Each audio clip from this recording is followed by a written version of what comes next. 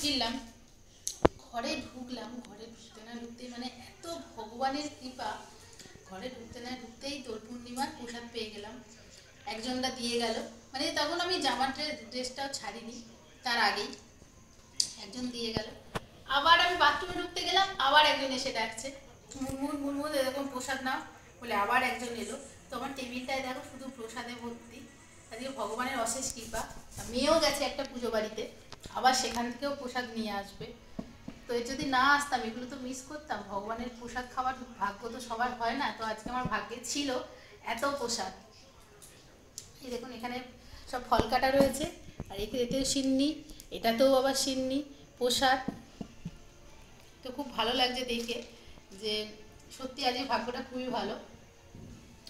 ভেবে মা অনেক করে বলেছিল যে আজকে যেতে হবে না, থেকে যা।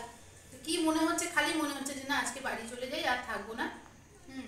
তো চলে এলাম বাড়িতে, আসতে না আসতেই সত্যি খুব খুব ভালো লাগলো। যদি না আসতাম এগুলো খুব মিস করতাম। আর বেশ ভালোও লাগে প্রসাদ খেতে।